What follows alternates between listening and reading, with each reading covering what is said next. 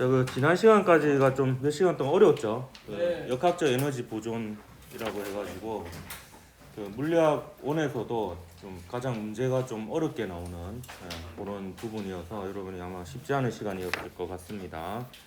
그 오늘부터는 조금 분위기가 바뀌어서 그 연력학에 대해서 앞으로 한 4시간 가량 하게 되겠습니다.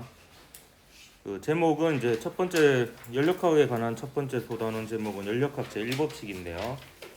그 오늘은 연력학 제1법칙을 나가진 않고 요 소단원에 대해서는 2시간 동안 하게 되는데 오늘은 이제 요 학습 목표를 보면 연력학 제1법칙을 이용하여 연력학 과정에서 온도와 압력의 변화를 설명할 수 있다인데 이건 다음 시간까지에 해당하는 학습 목표거든요. 오늘은 이 중에서 요 온도와 압력 여기 보면 온도와 압력 있죠. 온도와 압력에 대해서 알아볼 거고요. 그 다음에 연력학 제1법칙에 들어가는 항 중에 열이라는 게 있고요. 일이라는 게 있습니다. 그래서 열과 일에 대해서 좀 정의를 내릴 거고요. 그 다음에 그 이상기체 상태 방정식이라는 게 있어요. 그 우리가 이제 이 연력학에서 다룰 대상은 기체거든요. 근데 기체의 상태를 나타내는 물리량이 압력, 부피, 온도 이렇게 있습니다. 근데 요거 사이의 관계식이 이상기체 상태 방정식이거든요. 그거까지 하면 이제 이 첫 시간이 끝나게 되겠고 다음 시간에 연력학 제1법칙에 대해서 하고요. 그 다음 시간에 연력학 제2법칙과 열기관에 대해서 얘기를 하고요. 그 다음 시간에 이제 연력학과 관련된 문제들 4문제 풀어보게 되겠습니다. 그렇게 하면 연력학과 관련된 내용이 마무리가 되겠습니다. 오늘 하는 내용 교과서 46에서 49쪽 사이고요. 오늘은 이제 연력학에서 알아야 할 개념들에 대해서 이제 쭉 알아보겠습니다. 우선 온도에 대해서 알아볼 텐데요. 그 온도는 그 대문자 T로 보통 나타내는데요. 여기 템퍼러처 앞자를 따서 T로 나타냅니다. 소문자 T로 뭐 쓸 때도 있습니다. 근데 저는 항상 뭐 이게 정해져 있는 거 아닌데 저는 섭씨 온도를 보통 소문자 T로 쓰고 절대 온도를 대문자 T로 쓰는데 뭐 이렇게 쓰는 경우가 좀 많긴 합니다. 근데 이건 꼭 이렇게 정해져 있는 건 아니고요. 그 온도는 그 결과를 얘기해 줄게요. 그 온도는 기체 분자들의 우리가 지금 관심 있는 대상은 이제 바뀌었습니다. 이전까지는 고체 덩어리에 물체에 관심이 있었고요. 이제는 기체 분자에 대해서 얘기를 하는 겁니다. 연력학 부분은요. 근데 이 기체 분자는 너무 많잖아요. 작고 잘 보이지도 않고 그렇기 때문에 이게 하나하나의 어떤 물리량을 알기는 힘들고 평균적인 통계적인 방법을 이용해서 어떤 물리량들을 나타냅니다. 그 중에 하나가 온도인데요. 온도는 뭐의 평균과 관련이 있냐면 그 분자들의 운동 에너지의 평균과 관련이 있습니다. 근데 분자들의 운동 에너지 혹은 분자들의 속도를 하나하나 얘기할 수 없기 때문에 평균적인 의미를 가지는 온도를 얘기를 합니다. 그래서 온도가 높으면 그 분자들의 평균 운동 에너지가 높은 거예요. 그러면 이제 이 온도를 어떻게 정의를 내리냐면 우리가 일상생활에 쓰는 섭씨 온도가 있습니다. 이게 셀시우스식 온도인데요. 그래서 그 사람의 이름을 따서 이제 C를 이용해서 도씨 이렇게 표기를 하는데 그 섭씨 온도는 물에 어는 점을 0도씨, 물에 끓는 점을 100도씨로 해서 그 사이의 눈금 간격을 이제 100칸으로 만들어서 온도를 정의한 겁니다. 물론 이제 일기압이라는 또 전제 조건이 있습니다. 압력에 따라서 물에 어는 점과 끓는 점이 좀 달라지기 때문에 일기압에서 물에 어는 점을 0도씨, 끓는 점을 100도씨 해서 100등분한 거고요. 그다음에 절대 온도는 뭐냐면 이제 온도의 의미를 나중에 알게 되었거든요. 온도가 분자들의 평균 운동 에너지하고 같은 의미라는 걸 알게 되었는데 그 운동 에너지라고 하는 것은 최소값이 있어요. 2분의 1 mv 제곱이니까 v가 0일 때 운동 에너지가 최소인 0이죠. 그래서 기체 분자들이 전부 다 멈춰 있는 상태를 상상해 볼 수 있습니다. 그게 온도가 가장 낮은 상태예요. 그래서 그 온도가 가장 이론적으로 낮은 상태, 분자들이 다 멈춰 있는 상태의 온도를 0으로 하고요. 그 다음에 그 온도의 간격은 섭씨 온도하고 맞춘 게 절대 온도의 개념이 되겠습니다. 그래서 절대 온도를 처음 정의 내린 사람이 켈빈이어서 그 사람의 이름을 따라서 절대 온도의 단위를 켈빈이라고 합니다. 대문자 K로 이렇게 나타내고요.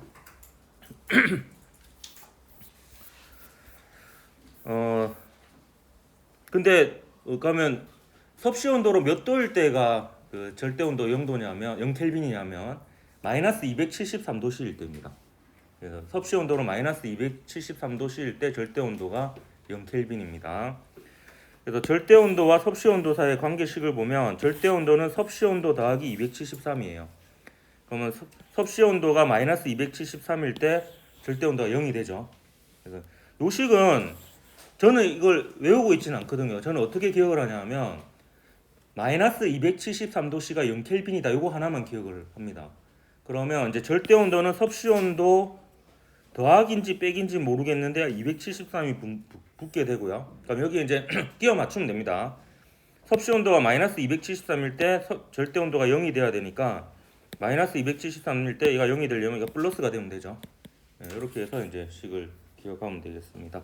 근데 물리학 1에서는 뭐 이 식을 이용해서 섭씨 온도를 절대 온도로 바꾸거나 절대 온도를 섭씨 온도로 바꿔서 계산해야 되는 문제는 학력 평가에서 한 번도 나온 적이 없으니까 이건 참고로 알아두고요. 하나 기억해야 될 것은 물리학에서 보통 온도라고 하는 것은 절대 온도를 뜻한다. 이렇게 보면 되겠습니다. 그래서 그냥 일반적으로 물리에서는 온도라고 하면 절대 온도를 뜻하고요. 그게 이제 분자들의 평균 운동 에너지를 의미합니다. 그래서 이제 절대 온도를 좀 더 기억을 하면 되겠습니다.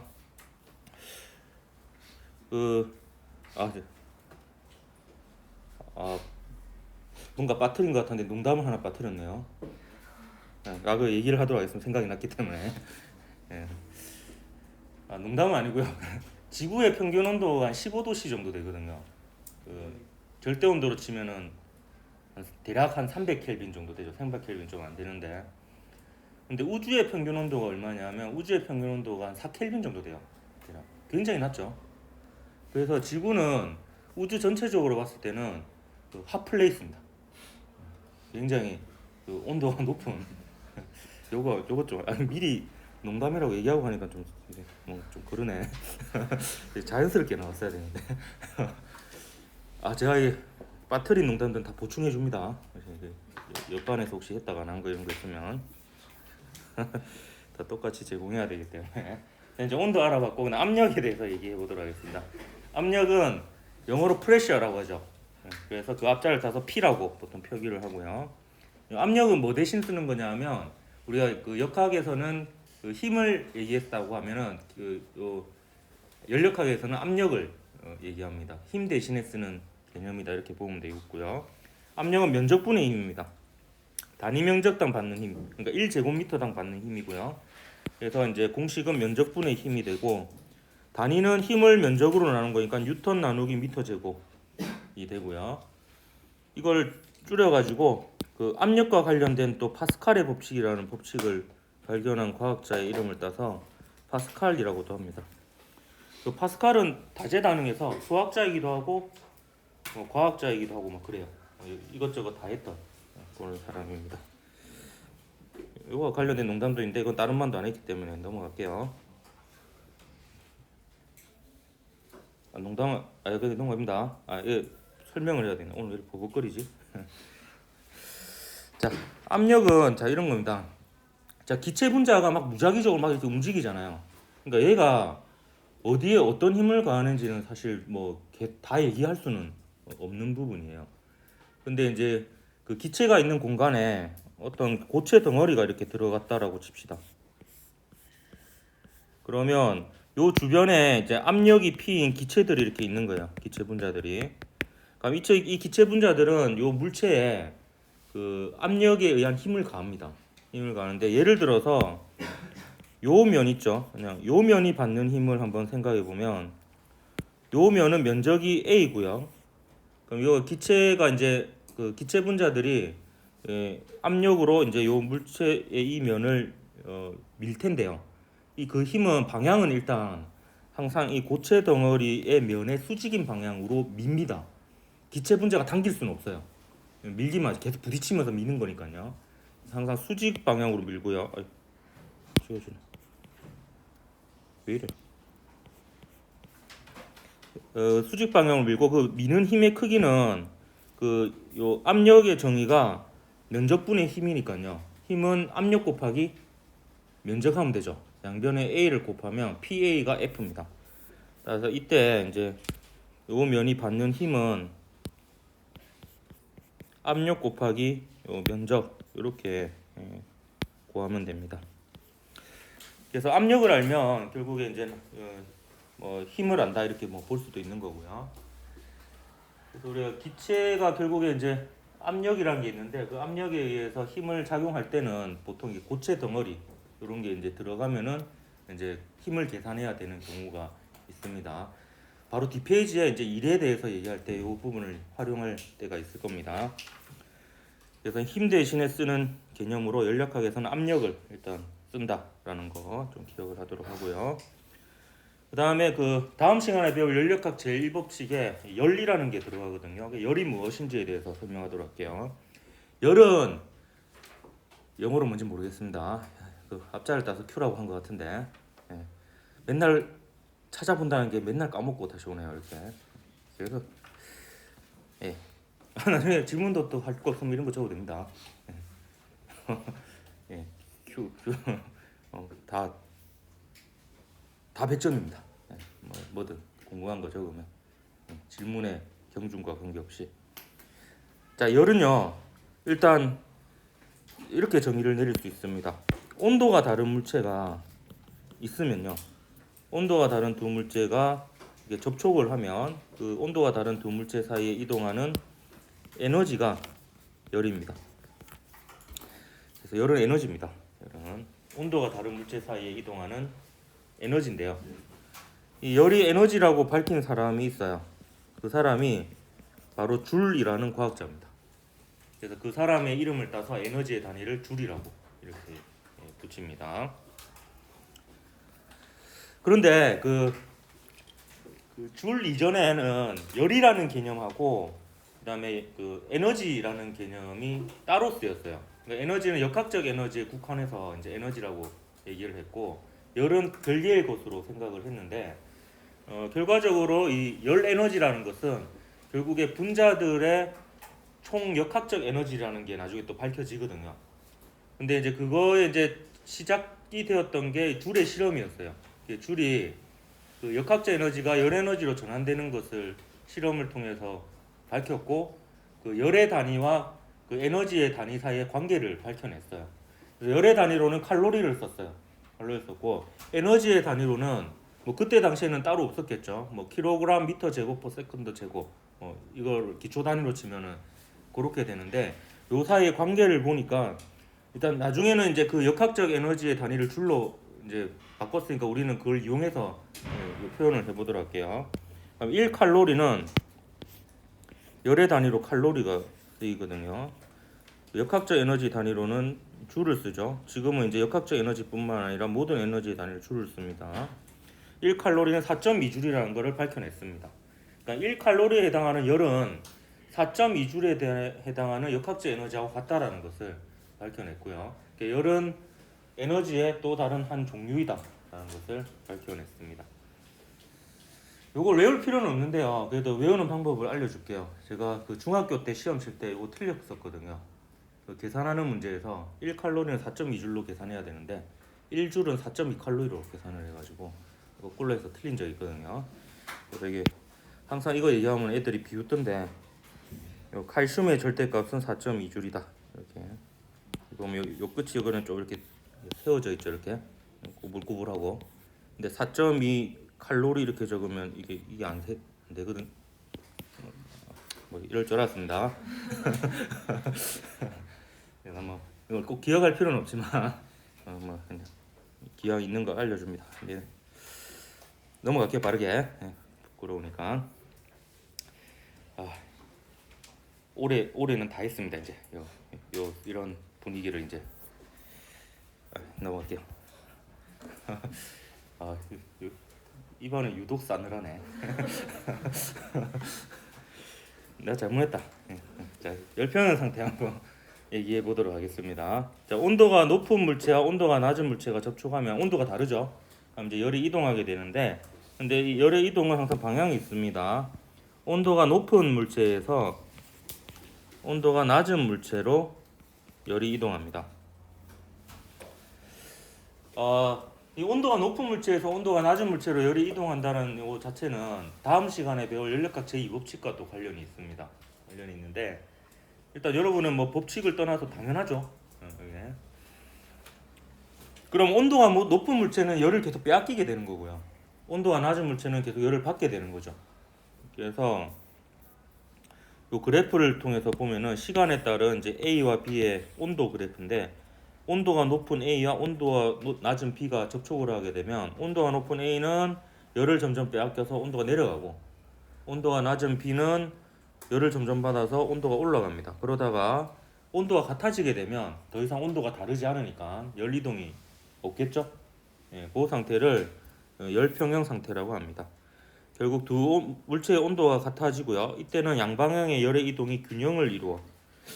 이 말이 좀 약간 좀 이상하죠. 열이 이동하지 않는다라고 적지 않고 열의 이동이 균형을 이루어 이런 말이 있는데 이 말은 무슨 말이냐면 사실 온도가 완전히 같다 하더라도요. 열이 순간적으로 이동할 수도 있습니다. 근데 열이 이동하면 온도가 다시 달라지죠. 그러면 다시 금방 또 온도가 높은 쪽에서 낮은 쪽으로 다시 되돌아가 버려요. 그래서 겉으로 봤을 때는 이게 순식간에 일어나기 때문에 열의 이동이 없는 것처럼 보입니다. 그래서 이 상태가 되면 이걸 열평형 상태라고 합니다. 그래서 이 부분이 좀 애매하기 때문에 학력평가 문제로는 나온 적이 없습니다. 방금 얘기한 이걸 구분하는 문제는요. 그래서 열평형 상태라고 하면 보통 교과서에는 물리학원 교과서의 거의 대부분 교과서는 열의 이동이 없다 이렇게 그냥 표현을 합니다. 근데 이거는 어디까지 가르치냐의 문제거든요. 좀 더 깊게 가르치냐, 그냥 그 정도 선에서 그냥 끝내느냐의 문제이기 때문에 맞고 틀리고라기보다는 그냥 이제 그 가르치는 깊이다 이렇게 보면 되겠습니다.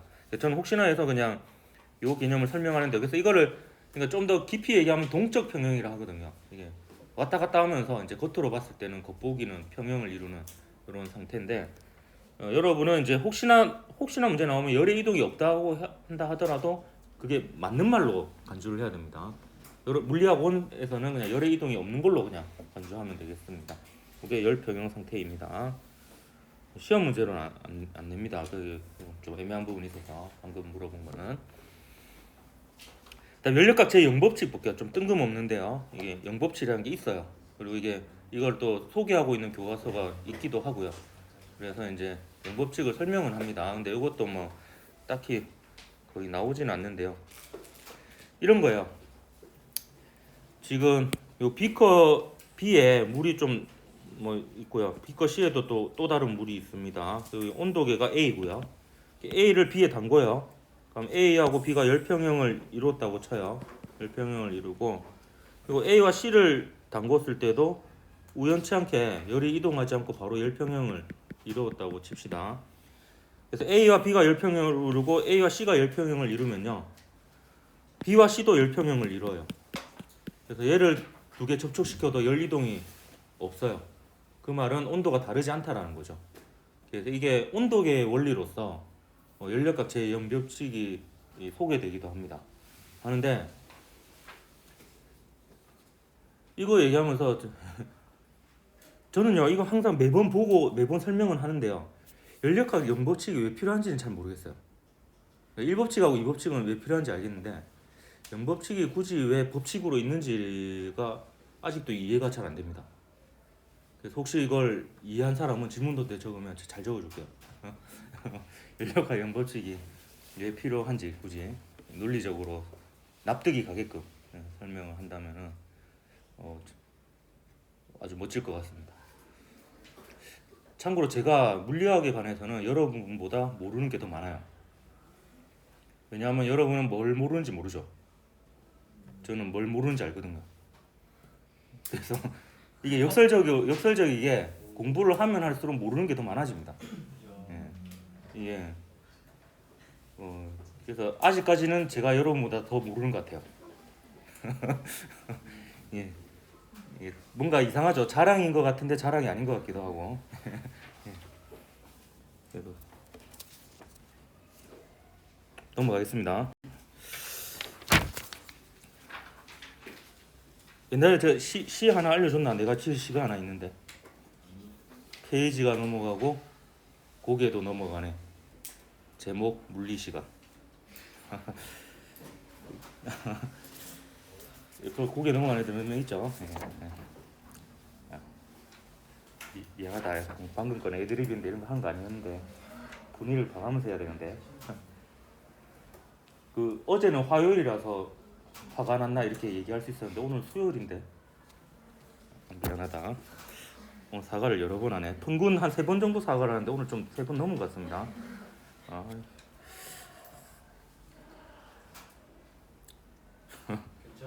괜찮아. 고마워. 기체가 외부의 한 일에 대해서 좀 얘기를 해볼까 합니다. 이것도 연력학 제1법칙에 들어가는 또 하나의 항이거든요. 일단 미리 좀 하도록 하겠습니다. 자, 이게 이제 앞으로 연력학 문제에서 수없이 보게 될 시스템이에요. 뭐냐면 이거 실린더고요. 여기 이 부분이 실린더입니다. 실린더고 여기 피스톤입니다. 피스톤. 그래서 실린더하고 피스톤 사이에 기체가 갇혀 있습니다. 그래서 이 갇혀 있는 기체는 기체 분자가 밖으로 빠져나가지도 않고 들어가지도 않고 기체 분자의 총 개수가 일정합니다. 일정한 상태에서 피스톤이 오른쪽으로 움직일 수도 있고 왼쪽으로 움직일 수도 있어요. 이때 얘가 오른쪽으로 움직일 때 기체가 피스톤의 한 일이 W입니다. 그래서 이거를 구해 볼 건데, 근데 용어를 좀 정의하고 갈게요. 요 안에 있는 기체 있죠? 요 기체는 기체라고 할 때도 있고 개라고 할 때도 있고요. 개. 기역 여이. 개라고 시스템 개라고 할 때도 있고 내부라고 할 때도 있습니다. 얘만 내부고요. 실린더, 피스톤 요 주변을 둘러싸고 있는 공기는 전부 다 외부입니다. 내부고 얘가 이제 내부고요. 그 이거를 기체라고 할 때도 있고 이상기체라고 할 때도 있어요. 그 이상기체는 이상적인 기체거든요. 예, 약 반은 농담이고 반은 진담인데 이상기체에 대해서는 또 다음 시간에 얘기를 할 겁니다. 그 이상기체의 정의를 들어보면 이상적인데 좀 이상한 기체예요. 그래서 그런 기체가 있습니다. 여러분이 다루는 건 전부 다 이상기체입니다. 그래서 얘를 이제 얘가 여기 압력을 가할 거예요. 압력을 가하면 이제 결국 힘을 작용하는 거죠. 그래서 얘가 오른쪽으로 힘을 작용을 해서 얘가 오른쪽으로 움직이면 그 힘 곱하기 이동 거리하면 1이 되잖아요. 그럼 얘가 피스톤이 델타 S만큼 이동했다고 치면 기체가 외부에 한 일은요. 이때 기체가 외부에 한 일은요. 요 외부 중에서 움직이는 건 피스톤밖에 없거든요. 결국에 기체가 외부에 한 일은 기체가 피스톤에 한 일이 됩니다. 실린더는 힘을 가해도 안 움직이죠. 그럼 일을 한 게 아닙니다. 오로지 피스톤에만 일을 하기 때문에 기체가 외부에 한 일은 기체가 피스톤에 한 일과 같습니다. 그래서 얘는 F 곱하기 피스톤이 이동한 거리 델타 S 이렇게 되겠습니다. 그래서 S는 피스톤에 작용하는 힘, 델타 S는 피스톤이 이동한 거리 이렇게 되겠는데요. 근데 이렇게 나타내는 문제가 있는 게 그 연력학에서는 F로 얘기하면 힘들다 그랬잖아요. F 대신 압력을 이용해서 한다고 했죠. 그러면 이 기체 압력이 P이고요. 그 다음에 이 녀석의 단면적이 A면 F는 PA죠. F는 PA니까 이 식을 이렇게 바꿔 쓸 수 있습니다. PA 델타 S 이렇게 쓸 수가 있습니다. 그럼 여기서 요 A 델타 S만 따로 떼서 볼게요. A 델타 S를 그림에서 보니까 요 면적 곱하기 델타 S 요거예요. 그러니까 단면적 곱하기 높이죠. 이 원기둥의 부피죠, 부피. 근데 요 부피가 보면요. 피스톤이 여기 있다가 여기 갔으니까 여기가 처음 상태, 여기가 나중 상태거든요. 그럼 요 부피는 나중 부피 빼기 처음 부피가 돼서 부피의 변화량이 됩니다. 부피의 변화량. 그래서 A 델타 S 대신에 부피의 변화량 델타 V를 쓰면 이상 기체가 이 기체가 외부에 한 일은 P 델타 V가 됩니다. 요게 이제 그 하나의 공식입니다. 압력이 일정할 때 기체가 외부에 한 일, 기체가 피스톤에 한 일은 압력 곱하기 부피 변화가 되겠습니다. 이것은 압력이 일정할 때고요. 압력이 일정하지 않으면 이제 이렇게 한 게 지금 세 번째인데요. 이 압력이 일정하지 않으면 압력 부피 그래프에서 면적으로 구하면 됩니다. 그 전에 뭐 했었냐면 충격량 구할 때 힘하고 시간 곱했죠. 힘이 일정할 때는 그냥 힘하고 시간 곱하는 거고, 힘이 일정하지 않을 때는 힘 시간 그래프에서 면적으로 구했었고요. 그 다음에 일을 구할 때 힘과 거리를 곱했는데, 힘이 일정할 때는 그렇게 단순하게 곱했고, 힘이 일정하지 않을 때는 힘 거리 그래프에서 면적으로 구했고요. 요 기체가 한 일도 마찬가지입니다. 압력과 부피 변화를 곱하는데 이건 압력이 일정할 때고, 압력이 일정하지 않을 때는 PB 그래프를 그려서 면적으로 구하면 되겠습니다. 그리고 요 녀석의 부호가 또 중요한데요. 여기 보면 압력은 항상 플러스예요. 플러스인데 델타 V가 플러스라는 것은 나중 부피가 더 크다라는 겁니다. 부피가 증가한 거고요. 델타 V가 마이너스라는 것은 나중 부피가 더 작아진 거죠. 부피가 감소한 거예요. 그래서 W의 부호에 따라서 부피가 증가하냐 감소하느냐를 알 수 있습니다. 그래서 요 같은 경우에는 지금 기체가 팽창할 때는 압력 부피 그래프를 그리면 압력이 일정한 경우에는 압력이 일정한 상태에서 V1에서 V2로 부피가 증가하죠. 요 면적을 구하면 얘는 플러스고요. 얘는 나중값 빼기 처음값을 항상 해야 됩니다. 요거 빼기 요거 하면 플러스죠. 네, 플러스입니다. 그래서 W가 플러스일 때는 기체가 팽창할 때입니다. 제가 W가 플러스면 부피가 커지는 겁니다. 거꾸로 부피가 커지면 W가 플러스입니다. 요거는 이제 요런 관계에 있습니다. 반면에 기체가 수축할 때는 요게 나중 부피, 요게 처음 부피가 되죠. 나중 부피 빼기 처음 부피 하면 작은 값에서 큰 값을 빼니까 요게 마이너스가 됩니다. 요거는 압력이니까 플러스고요. 델타 V가 마이너스가 되니까 W가 마이너스죠. 그래서 이 두 개는 같은 말이라고 보면 됩니다. 기체가 외부에 한 일이 마이너스다. 기체의 부피가 감소했다. 이 두 개는 같은 의미다. 이렇게 보면 되겠습니다.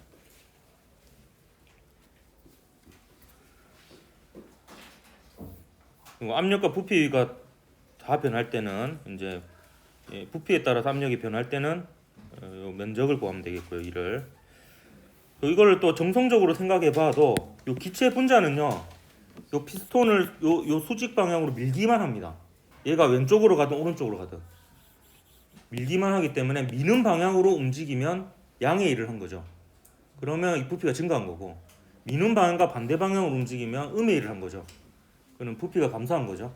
그래서 이렇게 이제 정성적으로 생각을 해도 일과 부피 사이의 관계를 알 수 있을 겁니다. 오늘 한 것 중에 중요한 것 중 하나입니다. 일의 부호와 그 부피 변화 사이의 관계 좀 기억하도록 하고요. 그다음에 이상기체 상태 방정식에 대해서 설명을 하도록 할게요. 이때 이상기체의 상태라고 하는 것은 압력, 부피, 절대 온도를 얘기합니다. 이상기체 상태 방정식은 어떤 특정 순간에 그 기체의 압력과 부피와 온도 사이의 관계식입니다. 그래서 그 순간에 압력, 부피, 온도 중에서 두 개를 알면 나머지 하나는 알 수 있습니다. 이 식을 통해서. 그래서 그런 식이고요. 일단 이 식은 이렇게 써집니다. PV는 nRT가 됩니다. 그래서 이 식을 오늘 좀 설명. 이 식은 굉장히 중요한 식 중에 하나입니다. 연력학 요 내용을 하는 도중에 식이 여러 개가 나오는데 오늘 배우는 식 중에서는 요 식, 이상기체 상태 방정식, 다음 시간에 연력학 제1법칙, 그 다음 시간에는 열기관의 열효율, 요 세 가지 식으로 이 단원의 문제가 거의 다 풀리거든요. 그래서 요 식을 좀 기억을 해야 되는데, 요 P는 따로 안 적을게요. 압력입니다. 프레셔. V는 볼륨, 부피고요. 그 다음에 요 T는 온도인데 어떤 온도겠어요? 예, 절대 온도입니다.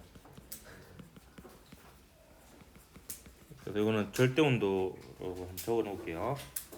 그 다음에 R은 뭐냐면 기체 상수입니다.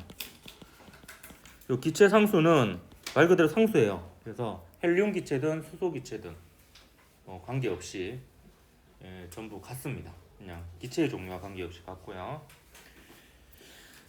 여러분 그 과학 시간에 배웠다 하더라고요. 몰도 배웠지? 여기 몰수입니다.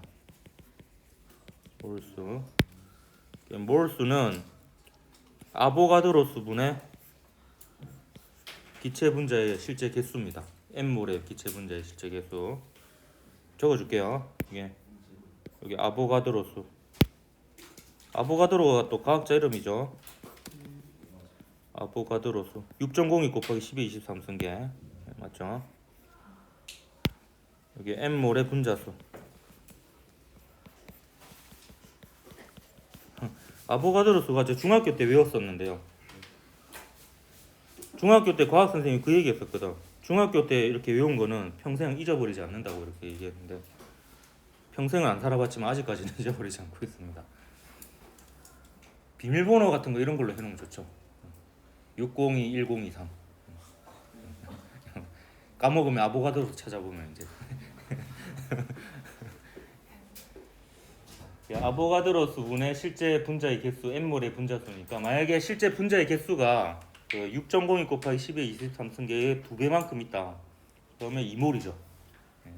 그리고 실제 분자의 개수가 아보가드로 수의 4배만큼 있으면 4몰이고 실제 분자의 개수가 아보가드로 수의 절반만큼 있으면 0.5몰이고 이렇게 되는 겁니다. 근데 여러분은 이제 물리학 1에서는 어느 정도 기억하면 되냐면 R은 상수다라는 거 하고요. 그 다음에 N은 실린더와 피스톤으로 이루어진 요 안에 기체가 갇혀 있기 때문에 그 대부분 변하지 않는 경우가 거의 대부분이에요. 근데 만약에 그런 실린더가 2개가 있으면 양이 다른 경우가 있을 수도 있어요. 그럼 요 N을 고려해야 되는데 그런 경우가 드물긴 했는데 간혹 있긴 있었습니다. 근데 잘 드물고요. 보통은 실린더가 2개 있더라도 같은 양인 경우가 많아요. 같은 양이면 N까지 같은 거예요. 몰이. 그래서 기체의 양이라고 보면 되겠습니다. 이때 양이라는 것은 부피 아닙니다. 분자의 개수. 그러니까 외부와의 출입이 없으면은 일정한 값이죠.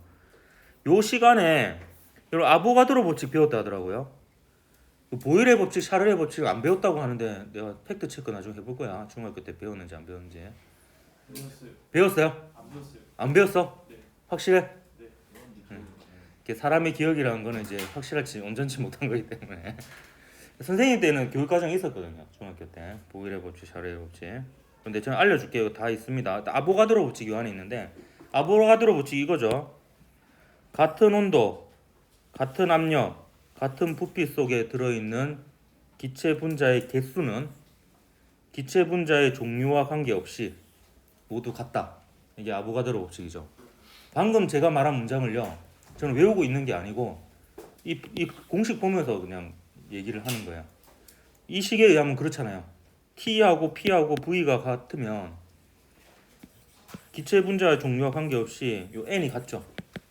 이게 이제 아보가드로 법칙이고요. 보일의 법칙은 뭐냐면 어차피 얘는 일정합니다. 갇혀 있는 기체를 일정량의 기체를 다룰 거기 때문에 얘는 일정하고 온도가 일정할 때 압력과 부피는 반비례 관계에 있다는 거예요. 기체 압력과 부피는 부피가 크면 압력이 작고 부피가 작으면 압력이 크고 이런 뜻이 됩니다. 약간 상상을 해봐도 맞아 떨어질 겁니다. 주사기에 공기 넣고 이제 부피 감소시키면 압력 커지죠. 그리고 부피 증가시키면 압력 작아지고 그렇게 됩니다. 샤를의 법칙은 뭐냐면 압력이 일정할 때 얘는 일정하고 압력까지 일정할 때 서서히 열을 가하든지 해가지고 온도를 높이면 기체가 팽창하죠. 식으면은 기체가 부피가 감소하고 그때 이제 부피하고 온도는 비례한다는 거고 보일 샤를의 법칙은 이거 두 개 합친 거거든요. 그럼 이걸 T를 나눠요. 그럼 T분의 PV는 NR로 얘가 일정하면 T분의 PV는 T-분의 P-V- 이게 보일 샤를의 법칙입니다. T분의 PV가 일정하다. 이게 보일 샤를의 법칙이거든요. 그래서 화학 법칙 중에 방금 얘기한 것들이 다 요 이상기체 상태 방정식에 들어있다. 이렇게 볼 수가 있겠습니다. 요거 외우는 방법은요.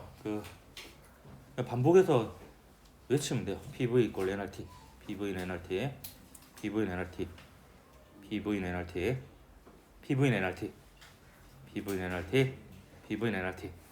그래서 한 15,000번 정도 하면 외워집니다. 외워야 됩니다. 근데 놀랍게도 앞에 수업한 반에서 누가 제안을 했어요. 외우는 방법을. 그래서 소개를 하도록 하겠습니다. 이거는 메이드 인 그 학생인데요.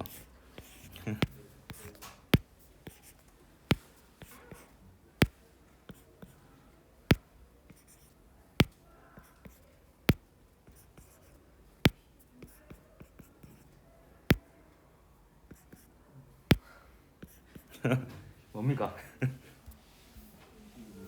피부는 노랗다. 이렇게. 나도 괜찮은 방법인 것 같아요. 어디서 본 것 같기도 하고, 근데 어디서 본 거니 방금 생각해낸 거니 방금 생각해낸 거라더라고요.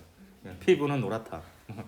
근데 이게 이런 식으로 외우면 하나의 단점이 있어요. 나중에는 이제 피부는 노랗다는 기억이 나는데 그게 뭐였는지 기억이 안 나요. 그래서 이게 장단점이 있어서 이렇게 뭐 기억을 해도 되고요. 피부는 노랗다. PV는 NRT 이렇게 해도 되고. 요거 하면 또 생각나는 게 물어보니까 너는 살색이라고 안 배웠다 하더라고. 살구색이라고 배웠다 하대. 그게 바뀐 부분이거든요. 옛날에 선생님은 살색이라고 배웠어요. 근데 생각해보면 그게 말이 안 되잖아. 살색은 여러 종류잖아. 예. 우리는 노란데 이게 흰색도 있고 검은색도 있고 그렇잖아요. 그래서 뭐 나온 김에 같이 얘기합니다. 피부는 노랗다. 또 이게 굉장히 제가 박수 쳐줬어요.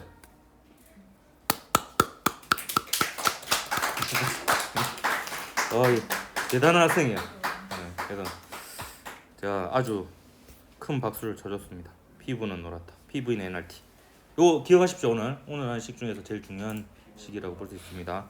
요 식이 왜 필요하냐면 다음 시간에 배울 연력각 제1법칙으로부터 부피 변화하고 온도 변화는 알 수 있어요. 연력각 제1법칙으로. 근데 전력각 제1법칙에 압력은 안 들어가 있어요. 그래서 압력의 변화는 이제 최종적으로 요 식에 넣어봐야지 부피하고 온도가 어떻게 변하는지를 넣어보면 압력이 커지는지 작아지는지를 요걸로 판단할 수 있습니다. 그래서 이제 요 식이 필요합니다. 그다음 열기관에 대해서 소개할게요. 이건 다 다음 시간에 확인할 건데 오늘 열하고 일을 배웠잖아요. 열하고 일을 배웠기 때문에 이것도 같이 언급할 건데 열기관은 열을 일로 변환시켜주는 장치입니다. 열리라는 기관이죠. 열리라는 기관. 열을 일로 변환시켜주는 장치고요. 뭐 증기기관, 내연기관, 스털링기관 그런 게 있는데 그 증기기관이 산업혁명의 출발점이었죠. 이게 이제 기계가 사람의 일을 많은 부분 대체해주기 시작하면서 정말 사회적으로 여러 가지 일들이 일어나게 됩니다. 그래서 이게 열기관이 사실 굉장히 우리가 역사적으로도 중요한 변환점이 되었던 부분이죠. 내연기관의 대표적으로는 이제 자동차 엔진이 있고요. 스털링 기관은 이제 실험실에서만 쓰다가 요즘은 이제 실제 좀 적용되는 예들이 생기기 시작했다고 합니다. 어쨌든 이게 열을 다 일로 바꿔주는 거고요. 발전기도 마찬가지죠. 보통 대부분의 발전기가 열 에너지를 이용해서 물을 고압의 수증기로 만들어서 그걸 이용해서 뭔가를 돌리죠. 돌려가지고 그걸 패러데이 법칙으로 해서 전기 에너지를 생산해내는 이런 과정을 거치거든요. 그래서 이러한 것들을 전부 다 이제 열기관이라고 하는데 열기관을 이해하려면 연력각 제1법칙과 제2법칙에 대한 이해가 필요합니다. 그래서 다음 시간에 연력각 제1법칙 할 거고 그 다음 시간에는 연력각 제2법칙 하면서 열기관에 대해서 얘기를 하도록 하겠습니다. 오늘 여기까지 할게요. 수고했습니다.